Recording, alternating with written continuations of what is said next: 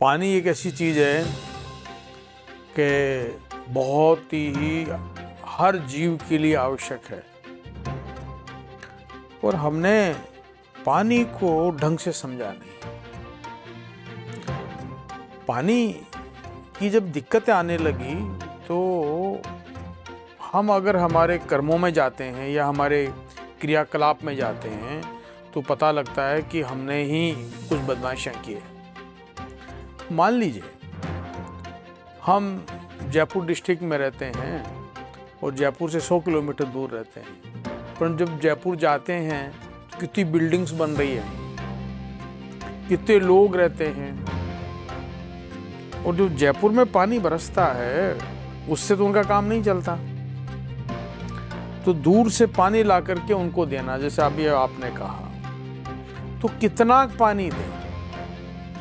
आज जब हम बच्चों को पूछेंगे, स्टूडेंट्स को पूछेंगे, तो आप एक बार करके देखिए, हो सकता है बहुत सारे स्टूडेंट्स को जब ये पूछा जाए कि दूध कहाँ से आता है तो भैया ला के देता है या तो डेयरी से आता है। वहाँ कहाँ से आता है, बहुत सारे स्टूडेंट्स ये में कहेंगे कि वहाँ पे बनता है ना। ये एक पब्लिश्ड रिसर्च है कि यूएस के बहुत सारे लोगों ने ये कहा था कि chocolate milk comes from brown cows. Chennai में पानी मिलना बंद हो गया है। भारत का चौथा सबसे बड़ा शहर, उसमें पानी खत्म हो गया है।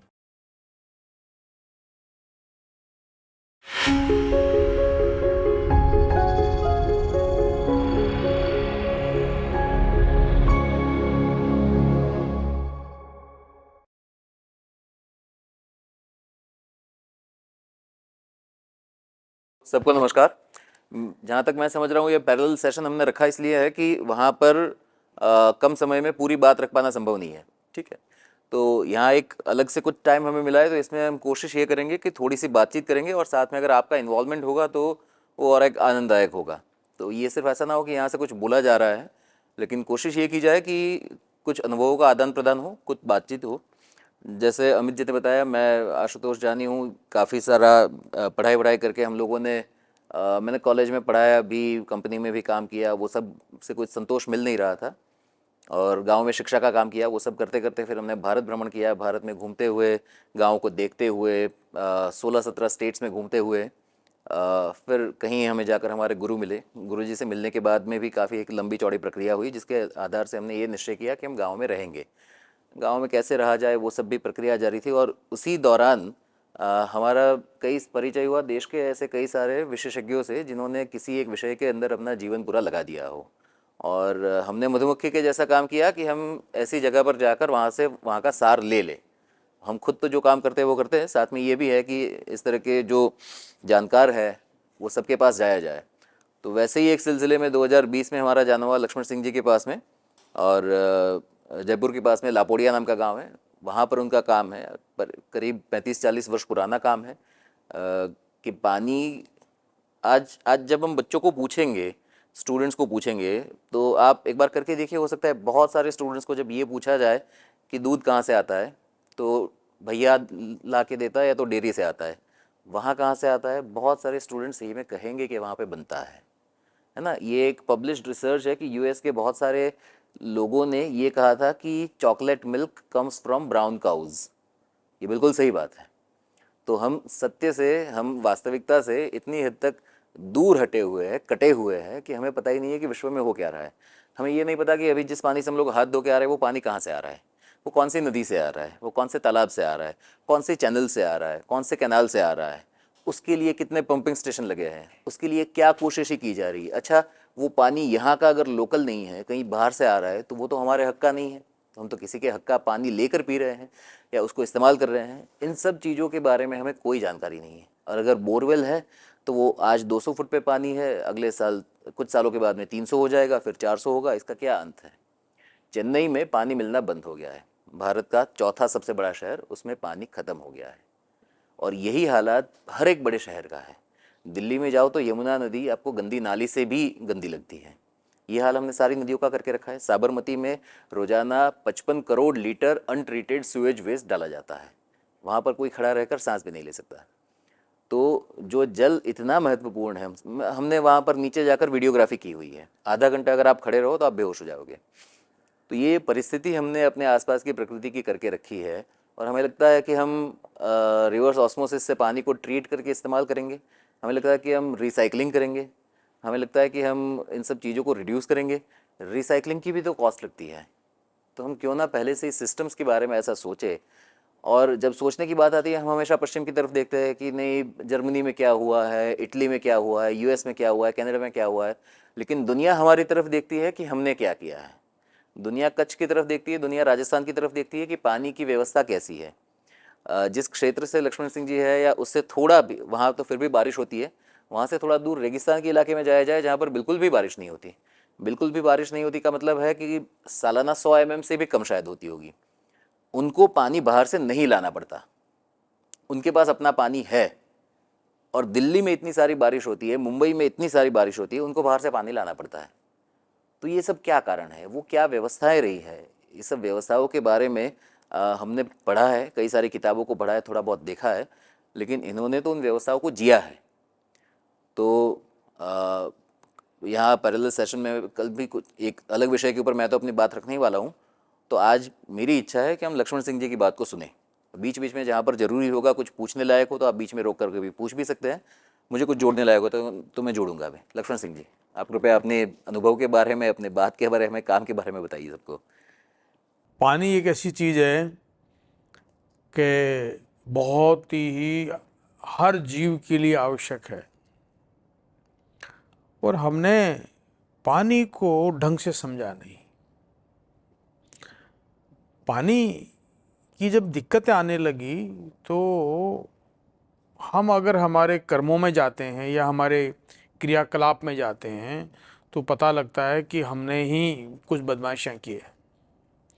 मान लीजिए हम जयपुर डिस्ट्रिक्ट में रहते हैं और जयपुर से 100 किलोमीटर दूर रहते हैं, पर जब जयपुर जाते हैं तो कितनी बिल्डिंग्स बन रही है, कितने लोग रहते हैं, और जो जयपुर में पानी बरसता है उससे तो उनका काम नहीं चलता। तो दूर से पानी ला करके उनको देना, जैसे अभी आपने कहा, तो कितना पानी दें? अगर हम पानी के उपयोग के बहुत सारे ऐसे आयाम करेंगे तो पानी कम होगा। अब वहाँ बड़ी बड़ी बिल्डिंगें बन रही है, उसमें कितनी तराई होती है, कहीं सीमेंट बन रही है उसमें भी पानी लगता है, कहीं कोई लोहे की चीज़ बनी है उसमें पानी लगता है। अगर ये अपन स्टूल पे बैठे हैं, ये सोफे पे बैठे हैं, इसमें भी पानी लगा है। हम जो कपड़ा बनाया है इसमें भी पानी लगा है। मैं तो ये भी कहता हूँ, ये लैपटॉप बनाया ना, इसमें भी पानी लगा है। पानी के बगैर कोई चीज़ बन नहीं सकती। सफाई होती है, ये होता है, वो होता है, 10 तरह की चीज़ें। तो इसमें लिखा है आचरणम। अगर हम ये इस पे ध्यान नहीं देंगे तो हमारी ये दिक्कतें आने वाली है। आपका चाहे अहमदाबाद हो चाहे जयपुर हो, बहुत बड़ा पाइप, जयपुर में तो इतना बड़ा पाइप जा रहा है बिसलपुर बांध से, और बिसलपुर बांध बनास नदी पे बना है। और जिस साल अकाल पड़ता है और बांध में पानी नहीं आता है तो सरकारों के होश उड़ जाते हैं, क्योंकि वो पाइप जयपुर जो जाता है उसमें आदमी खड़ा खड़ा जा सकता है, इतना बड़ा पाइप जाता है वो।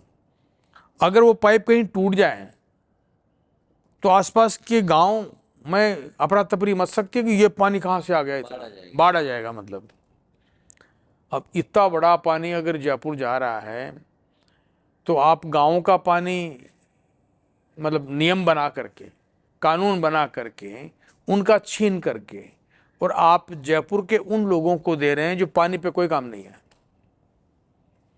और जो गांव में लोग जो रहते हैं जिस पे पानी के लिए काम है, वो छोटा छोटा तालाब बनाते हैं, वो कुएं का पानी रिचार्ज करते हैं, वो खेती करते हैं, वो सब कुछ करते हैं, और वो सारा पानी बंद किया, सिंचाई का बंद किया। मतलब आप अनाज नहीं दे सकते। जब बिसलपुर में पानी आता है तो बिसलपुर तालाब इसलिए बना था कि हम पीछे सिंचाई करेंगे, मतलब खेती करेंगे। ऐसे ही जयपुर के पास एक महाराजा ने 150 वर्ष पहले एक तालाब बनाया था, रामगढ़ बंदा। बंदा मतलब तालाब, अभी वो बिल्कुल खाली है। तो पीछे सिंचाई होती थी करीबन 210 गांव में, उस सिंचाई बंद की और जयपुर को देना चालू कर दिया, और वहाँ पे ऐसी गतिविधियाँ हुई जो वो तालाब बिल्कुल खाली है।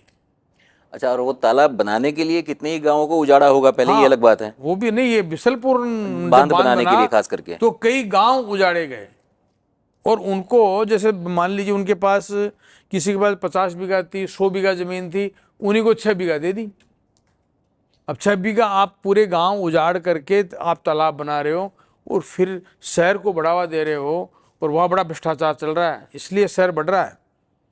मतलब यह है तक कि बहुत पैसे वाले लोग ज़मीन खरीद के और कॉलोनी बना रहे हैं, और जेडीए को पैसा दे करके वो कॉलोनी अप्रूव करा लेते हैं, और उसमें यह नहीं देखा जाता कभी बारिश आएगी तो पानी किधर जाएगा।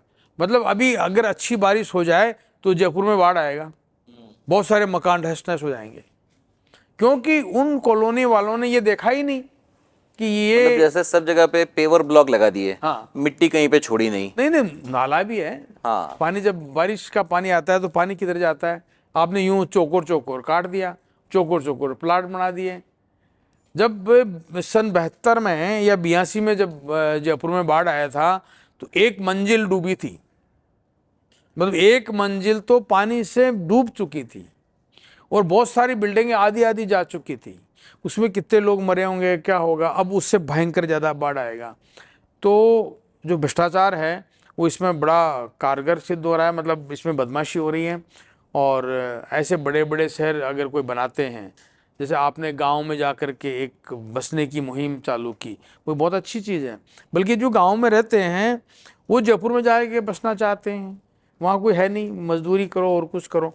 तो पानी को बर्बाद करने की जो मुहिम है वो बड़ी तेज़ी से चल रही है, और वो बड़े शहर बनाने की है।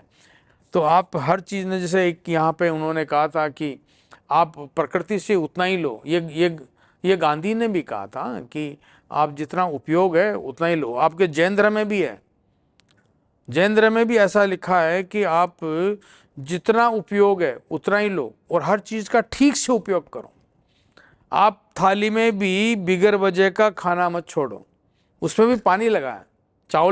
चावल बनता है, गेहूँ बनता है, आपने 1000 लोग अगर 5-5 चावल छोड़ देंगे तो कितना बड़ा पानी का नुकसान हुआ। तो ऐसी बहुत सारी चीज़ें हैं। तो अभी जो मुहिम चल रही है वो पानी नष्ट करने की चल रही है ज़बरदस्त, और बड़े बड़े जितने शहर बनेंगे वो बड़े खतरे में भी है।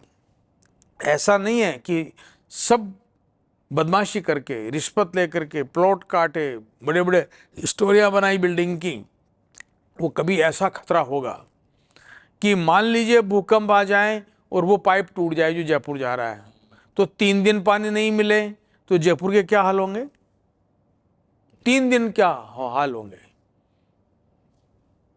जी। मतलब आदमी पानी नहीं पी पाएगा, नहा नहीं पाएगा, चल नहीं पाएगा, पानी के बगैर कुछ नहीं होगा। और ये जो बात बनी है कि हर जगह से नहर बना बना करके पानी ले जाया जाता है, तो प्रकृति ने जब नदियों का निर्माण किया तो क्या उसके पीछे सोचा नहीं होगा कि नदी कहाँ से होकर कहाँ बहनी चाहिए। हम उसको चैलेंज करके कहते हैं कि नहीं, ये नदी तो यहाँ से यहाँ नहीं बहनी चाहिए, हम तो उसको कहीं और ले जाएंगे। ये तो कहीं ना कहीं नेचर को चैलेंज करने वाली बात हो गई। नर्मदा के ऊपर बांध बना करके वो पानी को गुजरात, मध्य प्रदेश, महाराष्ट्र के साथ साथ राजस्थान तक, कच्छ तक भेजा जाता है। तो आप तो उस क्षेत्र से बिलोंग करते हैं, तो आपने तो देखा है कि बाहर का पानी आए बिना भी कितनी समृद्धि से जिया जा सकता है। आज सब जगह कारण ये दिए जाते हैं कि नहीं, ये पानी है तो वहाँ पर जीवन है। इसका अर्थ ये हुआ कि जब बांध नहीं था तो वहाँ पर जीवन नहीं था। इस बात के ऊपर भी तो हमें बात करनी पड़ेगी, क्योंकि बांधों के बनने की जो बात है, अमेरिका में कई वर्षों तक नए बांधों को बनाना बंद कर दिया था, क्योंकि उन्हें पता चला था कि इससे तो पूरी की पूरी नदियाँ खत्म हो रही है, और नदियों के खत्म होने के साथ साथ में पूरी की पूरी जीव सृष्टि उसके साथ खत्म होने से क्या होता है। तो ऐसी बहुत सारी समस्याएं आने वाली हैं जो अभी दिखती नहीं है। बड़े बड़े बांध बना दिए, मान लो जैसे टीरी बांध बनाया था और बहुगुणा जी ने उसका विरोध किया था। मान लीजिए कभी वो टूट जाएगा तो पूरा दिल्ली सब बह जाएगा, बेहाल हो जाएंगे। तो ऐसी गलतियां जब कोई करेगा तो उसके नतीजे भी सामने आएंगे। बड़े बड़े शहर बनाए जा रहे हैं, उसके नतीजे भी खतरनाक सिद्ध होंगे। अभी क्या हो रहा है कि पहले एक बाबूगिरी का अभियान है, अभी जो पढ़ाई हो रही है ना, वो कोई नौकरी करने के लिए है। तो नौकरी का मतलब चाहे अफसरी क्यों ना हो, वो बाबू का काम करता है ना, मतलब नेचर के साथ नहीं जुड़ता है। आप कोई आदेश मिलता है उस पर करते हो, ठीक है, वो बात सही है कि भाई बाबू, कितने बाबू चाहिए। अब हम सारे लोगों को एक मुहिम में पागल बना दिया कि आपकी नौकरी लगेगी, आप जाओ शहर में मकान बनाओ, शहर में रहो। शहर में बड़ी दिक्कतें हैं, वो आपको अच्छे से नींद नहीं आएगी, वहाँ ऑक्सीजन की दिक्कत, पानी की दिक्कत, बहुत सारी दिक्कतें हैं वहाँ पर, भीड़ की दिक्कत। अब इतना जाम लगने लग गया कि आपका रहना दुश्वार हो रहा है वहाँ पे। तो कोई भी चीज़ अगर कोई आदमी जीवन चलाता है, आचरण करता है, तो वो अपने अपने स्थान पे छोटी स्थितियों में और रहे, भोजन पानी शुद्ध मिले, अच्छा मिले, और उसका आचरण अच्छा होना चाहिए। तो ये नहीं होगा जब तक समस्याएं आएगी, और पानी की समस्या शुरुआत से स्टार्ट हो जाएगी। फिर आप जब पानी की समस्या शुरुआत हो जाएगी तो आप रहना दुश्वार हो जाएगा, भले ही आलीशान मकान क्यों ना हो, भले आलीशान उसका बहुत कुछ चीज़ें अच्छी क्यों ना हो, वो छोड़ना पड़ेगा उसको, दिक्कत आएगी भयंकर। उसके साथ फिर पेड़ पौधों की दिक्कत, मतलब एक पर्यावरण की दिक्कत। आप बहुत सारी ऐसी चीज़ें खड़ी कर दी कि आप एसी के बगैर सो नहीं सकते। आप कूलर चलाओ, क्या दिक्कत है, कूलर बहुत ठंडा करता है। और पानी के साथ जियो आप। गांव में तो मैंने आपको कहा भी था, कल गए थे ना, मैंने कहा भाई वहाँ गांव में सो सकते हो अच्छी तरीके से। आप 12 बजे बाद तो आपको ठंड लगने लगती है, ओढ़ना पड़ता है। हर गांव में हम लोग ऐसे रहते हैं। तो हम लोगों ने इतना जीवन को नाजुक बना दिया, एक तो धूप में चल नहीं पाएंगे, ज़्यादा कुछ रास्ते पे नहीं चल सकते, ज़्यादा कुछ काम नहीं कर सकते। ऐसा ही हमारा खान पान है, हमारा ऐसा खान पान है, आप काम ही नहीं कर सकते, बोल सकते हो तो फिर अपना खान पान कौन तैयार करेगा। अभी थोड़ी सी बहुत शक्ति बची है कुछ लोगों में, तो हमारा खान पान तैयार हो रहा है। हम एक नोट दे करके, कागज़ दे करके, और वो खरीद लेते हैं, और वो नोट आसानी से मिल जाते हैं। लेकिन अनाज आसानी से नहीं मिलेगा, पानी आसानी से नहीं मिलेगा, आपको बहुत सारी चीज़ें, हवा में ऑक्सीजन आसानी से नहीं मिलेगा। तो वो अब धीरे धीरे पता चल रहा है इन चीज़ों का।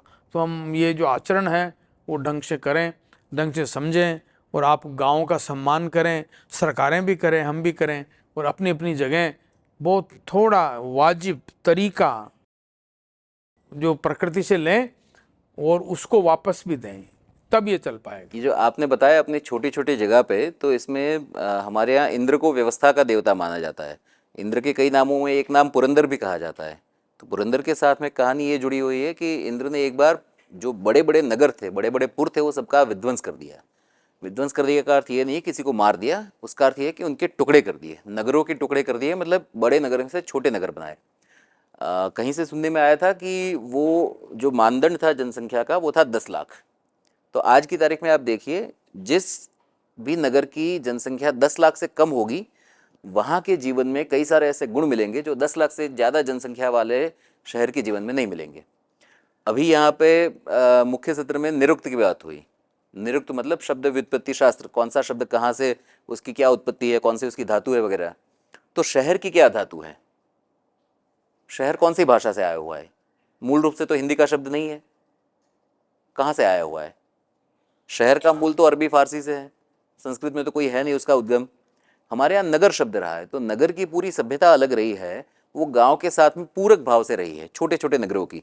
शहर की जो पूरी सभ्यता है वो भारत की है ही नहीं, और इसीलिए ये शब्द भी हमारा नहीं है, और इसीलिए उससे पनपी हुई व्यवस्था भी हमारी नहीं है। और इसीलिए शहर में आप धर्मपूर्वक रह ही नहीं सकते, क्योंकि आप जो पानी पीते हो, जो पानी इस्तेमाल करते हो, वही किसी का अधिकार छीन करके किया जाता है। हम खुद नहीं करते, हमारे लिए किया जाता है।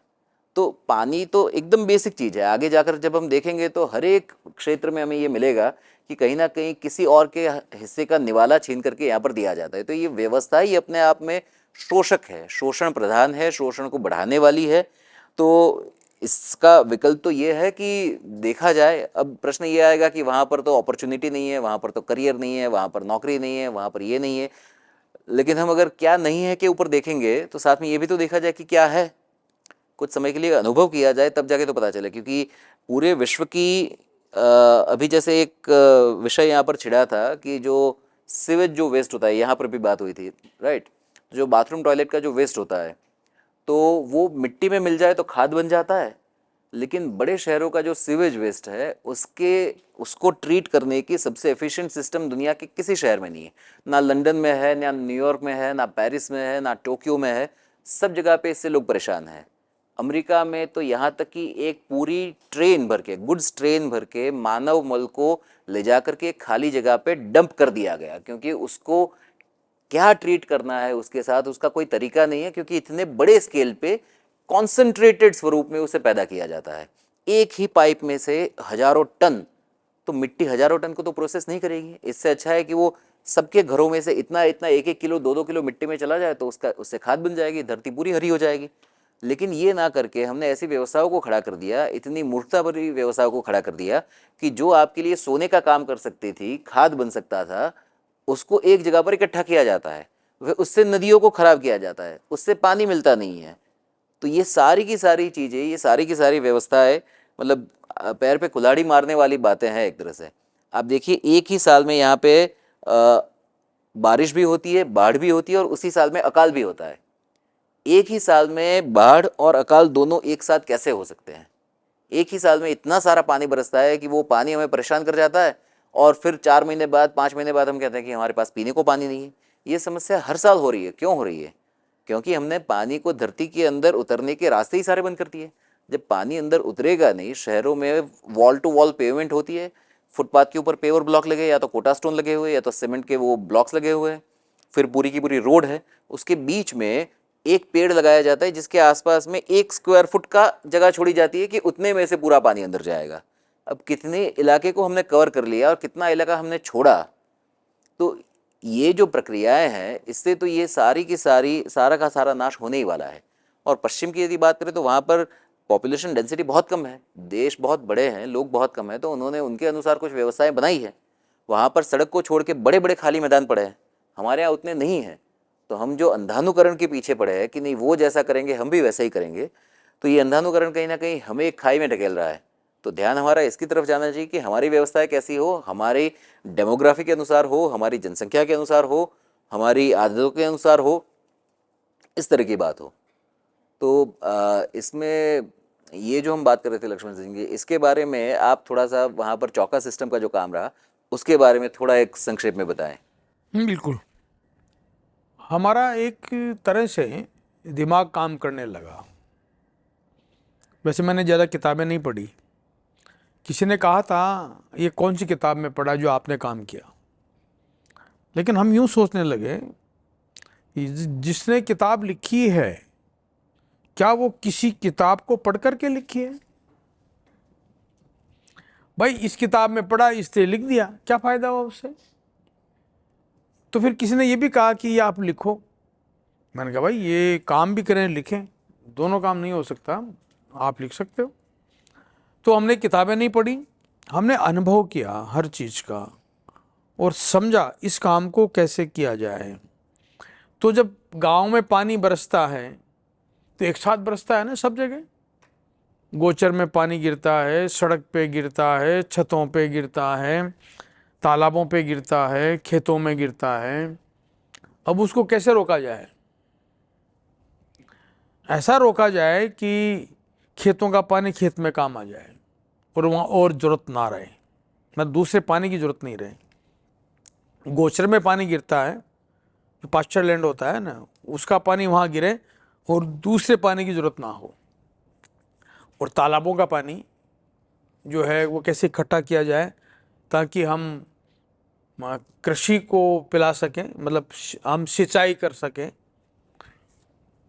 तो ऐसा हमने सोचा जितनी भी रोड है उसका पानी कैसे रोकें, और गांव के ऊपर बरसता है पानी, गलियों में बरसता है, वो पानी कैसे रोकें। तो ये हमने सोचा। तो छतों का पानी तो हमने टाँके बना दिए सब जगह कि छत का पानी इकट्ठा होकर के पहली दफ़े एक छत साफ़ कर दो, वो बाहर निकाल दो, फिर एक जगह वाल बंद कर दो और फिर एक टैंक बना दिया गया, उसमें इकट्ठा होता है, वो आप 6 महीने तक परिवारों में चल जाता है। तो 6 महीने की व्यवस्था पानी पीने की, शुद्ध पानी की हो जाए, ये बड़ी बात है। तो ऐसा हमने रोका। उसका बाद में जो गलियों में पानी बरसता है, नेचर का काम है सब चीज़ की सफाई करना। ये बरसात क्यों होती है? आप देखोगे पत्ते साफ हो जाते हैं, मतलब पेड़ खिल जाते हैं एकदम, आपकी छतें साफ हो जाती है, आपके गलियां साफ हो जाती है। ज़्यादा तेज़ पानी आता है तो जो नालियों में कचरा है ना वो भी साफ हो जाता है। तो नेचर का काम है सफाई का, वो ज़बरदस्त है। धूप से साफ होता है, बारिश से साफ होता है। तो वो जब गलियां का पानी जाता है तो उसमें गांव का, उसमें गोबर भी होता है, उसमें मल मूत्र होता है। हमने जो एक रास्ता निकल रहा था उस पर एक तालाब बना दिया, गांव का जो पानी निकलता है उसका एक तालाब बना दिया अलग से। तो वहाँ सब पानी इकट्ठा होता है, पानी ज़मीन में जाता है तो ज़मीन उपजाऊ होती है और वहाँ पे खेती होती है। पानी पिलाने की ज़रूरत नहीं, मॉइस्चर बढ़ जाता है उसमें। तो हमने वो पानी वहाँ रोका। रोड के किनारे जो है पेड़ लगा दिए गए, तो जब पानी चलता है तालाबों के अंदर जाता है तो सब पेड़, जब नहर बनाई तो उसके किनारे किनारे सब पीपल के पेड़ लगा दिए। तो पीपल पानी ज़्यादा खींचता है, चौड़ा पत्ता है उसका, पर पीपल ऑक्सीजन अच्छा देता है। पीपल हमारे इलाके में जब अकाल पड़ता है तो ये भी होता है कि उनको टहनियों को काट करके पशुओं को खिलाया जाता है। तो हमें पीपल हम लगाने थे कि भी अकाल पड़ जाए तो हमारे पशुओं के लिए चारा कहाँ से लाएं। तो पीपल, अरडू, दूसरे पेड़ ये हमको लगाने थे, तो हमने उस किनारे किनारे लगा दिए और हमने नहर बना दी और वो पानी भी पी लेते हैं। मतलब पानी वहाँ चलता है तो पीपल के पेड़ लग सकते हैं और वो पानी वो तालाबों में आता है। तो हमने ऐसा भी रोका है। फिर चौका सिस्टम एक ऐसी चीज़ है कि गोचर में बाहर से पानी ना लाया जाए। बाहर से पानी है ही नहीं, क्योंकि हमने सिंचाई के लिए पानी ले लिया, हमने औरों चीज़ों के काम में पानी ले लिया, पर जो गोचर के ऊपर पानी बूंदें गिर रही है उसको कैसे सिस्टम डाल दें तो मॉइस्चर बढ़ती रहे और घास और पेड़ आते रहे उसमें। तो हर जगह बारिश होती है। जैसे मान लीजिए कि एक साल में 400 mm, 600 mm, 800 mm, 150 mm बारिश होती है। वो नेचर के हाथ है या हमारे वातावरण के अनुसार है वो। तो हमने चौका सिस्टम डाला कि जो पानी बरसता है वो 9 इंच पानी रहे सब जगह, वो भी 70 mm एक साथ बारिश आए तो। क्योंकि हमने सोचा ना फ्लड आना चाहिए ना सूखा पड़ना चाहिए। तो फ्लड आए तो फिर हम वैसे स्ट्रक्चर बनाए कि एक बारिश 70 mm अगर होती है तो उसको झेल लें, क्योंकि वो एक बारिश ही फ्लड लाती है। फिर दूसरी बारिश 30 mm होती है, कभी 10 mm होती है, कभी 40 mm होती है। तो हमने ऐसे चौका सिस्टम बनाया कि उसका जो ऐसे स्ट्रक्चर बनाए यूँ और उसमें 70-80 mm बारिश हो जब वो पूरा होता है। नहीं तो आप आधे आधे आए, कभी 10% पानी आया, कभी 20% आया, और बारिश 4 दिन बाद आई जुलाई अगस्त में, तो पानी 4 दिन में नीचे ज़मीन में चला जाता है, तो पानी ऊपर आता है। वहाँ पर कोई कुआं नहीं है तो पानी खींचा जाए। वहाँ गोचर में पानी तालाबों में रहता है, छोटे छोटे तालाब बना दिए कि जब कोई फ्लड आए तो चौका सिस्टम का और फ्लो तालाबों में है, और छोटे छोटे तालाब बना दिए। उन छोटे छोटे तालाबों को बड़े तालाबों से जोड़ दिए। तो जब कभी जोरदार बारिश हो जाए, जोरदार मतलब 500 mm से पूरा बारिश आती है, 600 mm, 800 mm बारिश हो जाती है, तो सब तालाब फुल हो जाते हैं।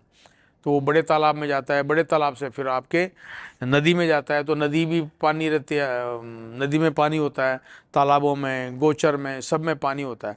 तो वो सब रिचार्ज होता है, ज़मीन उसको खींचती है, ये उसका काम है। जैसे स्पंज होता है वैसे ज़मीन में पानी भर लिया जाता है नेचर, और फिर धीरे धीरे कहाँ ज़रूरत होती है पेड़ पौधों को वो देती रहती है, कुओं को देती रहती है, जिससे खेती होती है। तो ऐसे हमने चौका सिस्टम तैयार किया। तो वहाँ पानी अच्छा हो गया, तो ग्राउंड वाटर ऊपर आ गया। तो ग्राउंड वाटर ऊपर आ गया तो वो धीरे धीरे निकलता रहता है पानी ऊपर पूरे साल ज़मीन से। वो दिखता नहीं अपन को, वो ऐसा उड़ता है पानी। उसका एक वातावरण बनता है फिर, नमीदार वातावरण। उसमें आप मूंग या चना या सरसों या कोई भी फसल करो, या हवा चलती है तो ठंडी चलती है। ये हमने वातावरण तैयार किया वहाँ पर, और वो एक गांव से होता नहीं है, वो कम से कम 100 गांव हो, 50 गांव हो। तो हमने ऐसा किया। अब हम पूरा ब्लॉक को तैयार करेंगे, जब होगा तो पूरे राजस्थान को तैयार हो, वो सरकारें करें इतना बड़ा। हमने एक मॉडल बना दिया कि आप इतने गाँव को तैयार करो। अगर आप एक खेत का, एक फार्म को तैयार करोगे, थोड़ा बहुत कर सकते हो, आप वातावरण नहीं बना सकते, क्योंकि पानी आप रोकोगे तो ज़मीन में जाएगा, और वो पानी की स्वभाव है, वो ज़मीन में जाने के बाद फिर वो दूसरे जगह खिसकेगा पानी अंदर ही अंदर, तो आपके पास पानी नहीं मिलेगा। ज़रूरी नहीं है कि आपने आपके खेत में पानी रोका तो आपको मिलेगा, थोड़े दिन मिलेगा फिर खिसक जाएगा पानी। पर आप पूरे गांव को करोगे, फिर 100 गांव करोगे, फिर पूरा एक ब्लॉक करोगे या डिस्ट्रिक्ट करोगे, तो उसका फ़र्क पड़ता है। तो हमने डिस्ट्रिक्ट तो हम नहीं कर पाए, हमारी इतनी शक्ति नहीं है, पर हमने 100 गांव करके ऐसे बता दिया सभी को, सरकारों को, औरों को, ऐसा आप कर सकते हैं।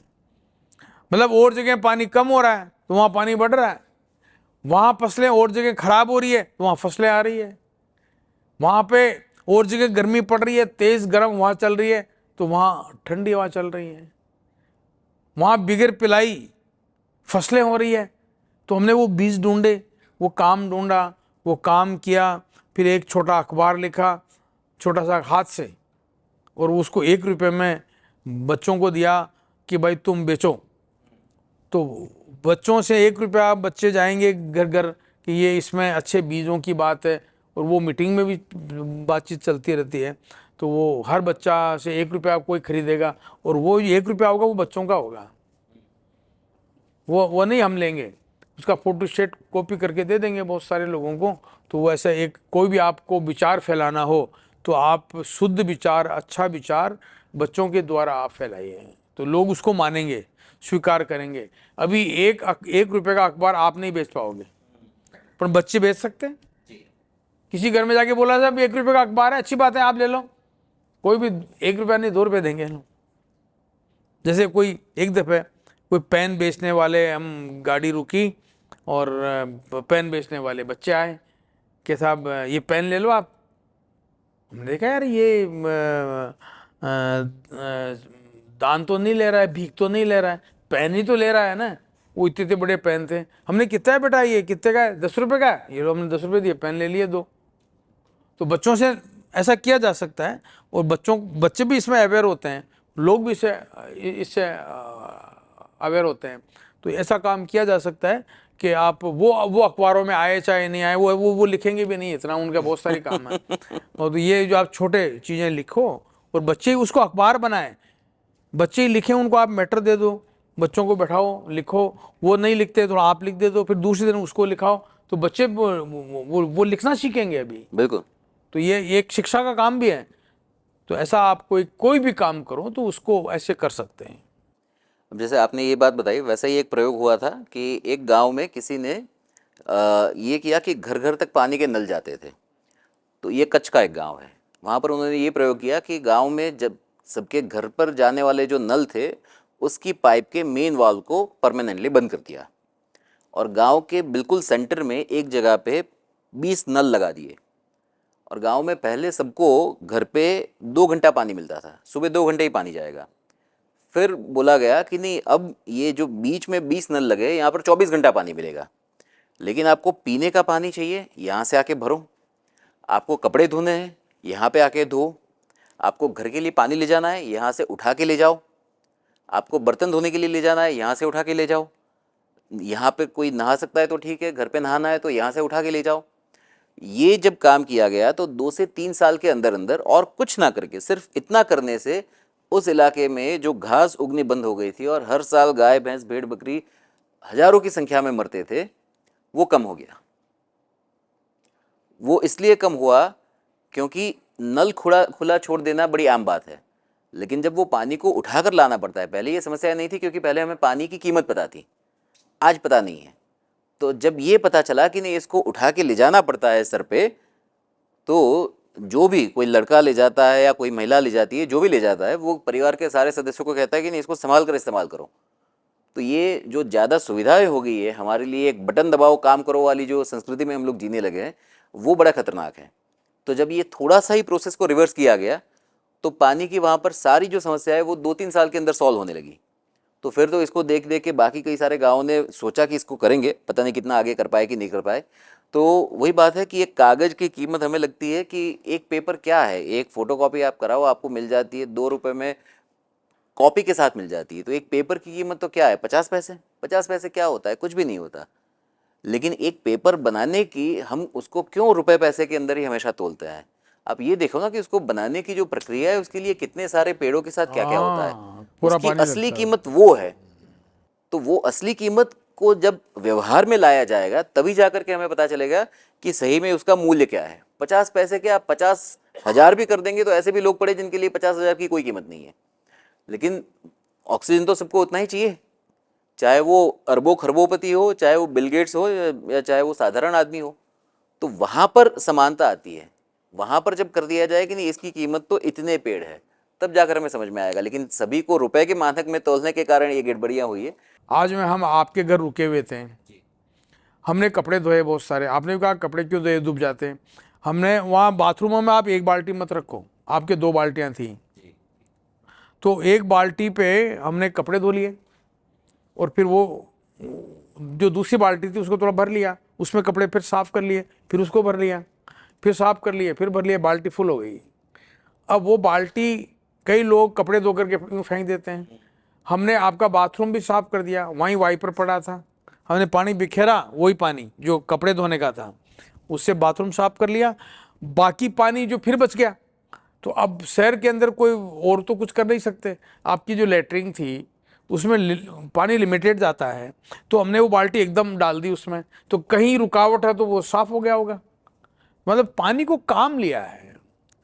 इसलिए कपड़े धोने का पानी भी आप काम लो। और मेरे घर पे तो वो कपड़े धोने का पानी ज़्यादा होता है तो मैं उसको रख देता हूँ। पीछे वाले लोग आते हैं तो उसको सफाई में, चौक की सफाई और कुछ सफाई में काम ले लेते हैं। तो ऐसे हम पानी बचाएं। अभी आपने वहाँ गिलास भर रहे थे, हमने कहा आप आधा गिलास भरिए, क्यों, उसको हमने पूरा पी लिया। हमारे पास फिर जगह मान लो पानी पीने की है तो आप फिर आधा गिलास भर लो। अब हम आधा रख दिया, उठ के चले गए, उसको क्या करें पानी का। अभी तो उसको समस्या कि जो इसको गिलास उठाने वाला है उसको आधे गिलास को कहाँ वो घुमाए उसको, तो पूरा गिलास ले लिया। तो ऐसे पानी को बचाया जाए और फिर पानी के साथ अच्छे काम भी करें तो हमारा जीवन अच्छा बन जाए।